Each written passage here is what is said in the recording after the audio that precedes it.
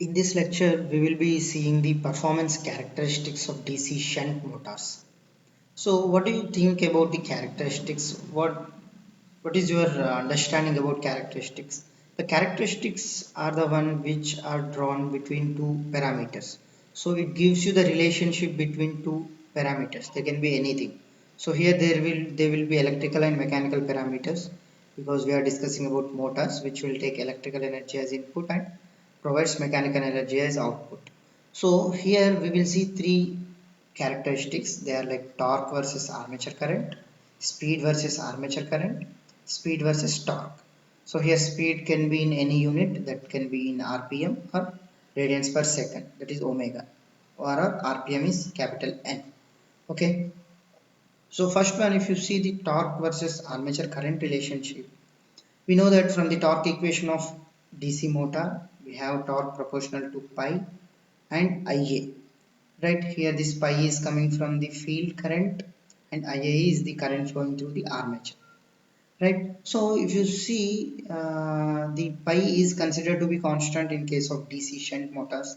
Ideally, it is considered or assumed as constant because it is connected in parallel with the voltage supply, and there won't be much impact on flux because the voltage is constant, right? That's why it is in general ideally considered to be constant.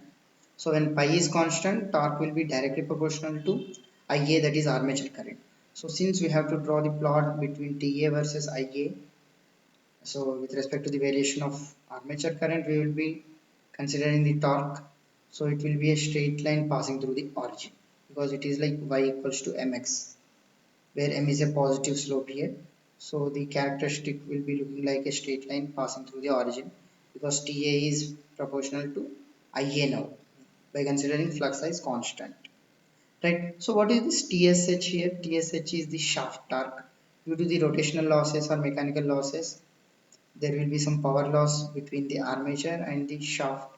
By the time the torque reaches shaft, there will be certain losses. So always the shaft torque will be less than armature torque. That you can observe here. Fine. Right. Now we will see the characteristics of speed versus torque. So for knowing these characteristics, we need to do some manipulation of the equations. So if you consider the DC shunt motor here, this will be the DC power supply, which is like plus minus capital E if you consider supply voltage as capital E, and we have armature current Ia, which is flowing through the armature winding. And if you observe practically, there will be certain resistance Ra associated with the armature winding. So, and also we have uh, back EMF plus minus EB plus minus EB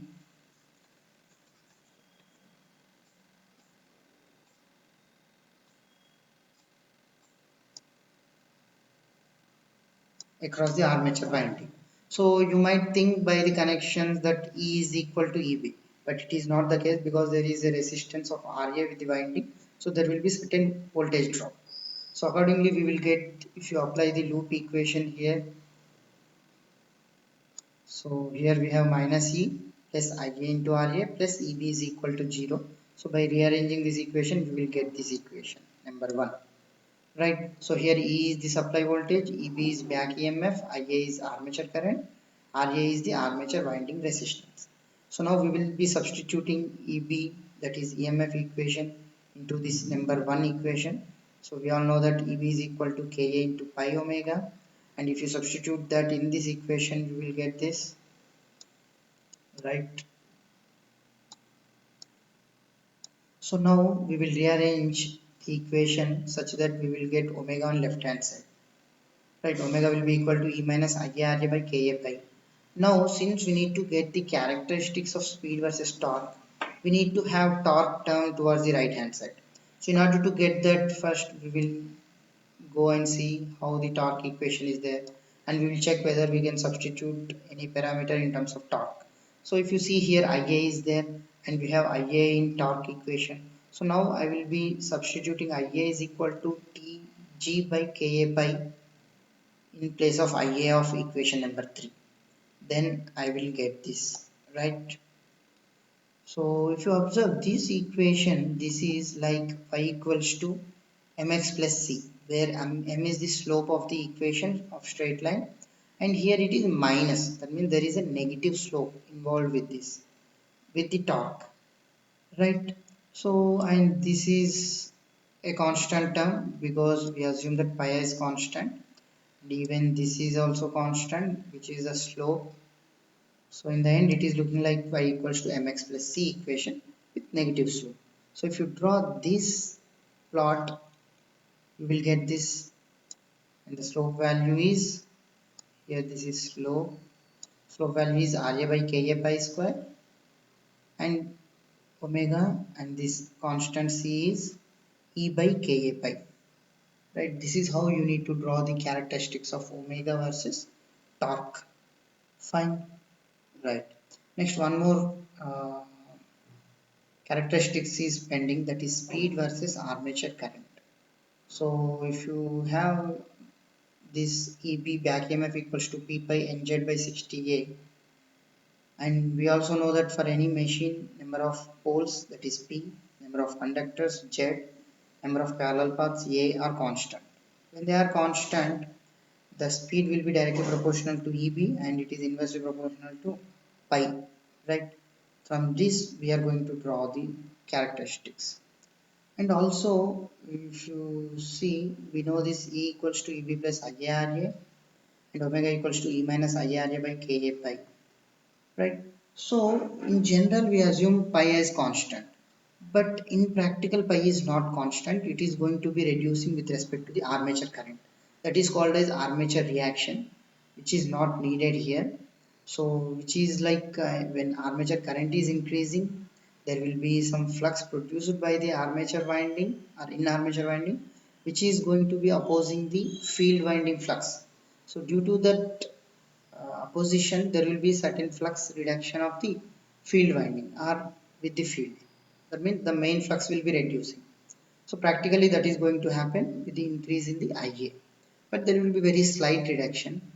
So also the back EMF is also going to be reduced a bit with Ia. How? Because if you see here EB will be equal to E minus IARA.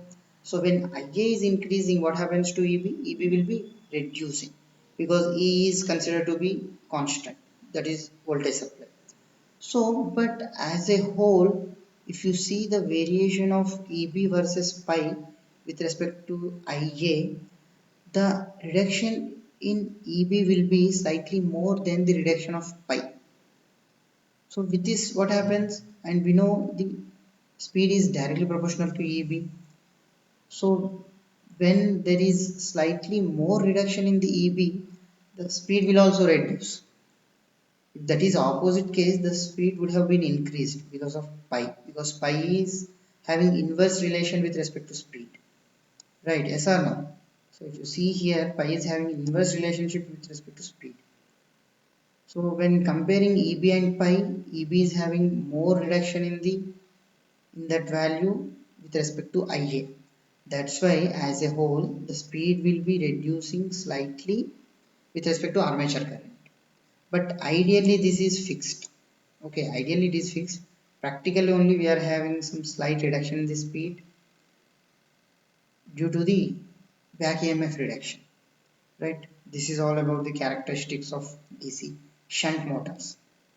Fine. That's it. Thank you.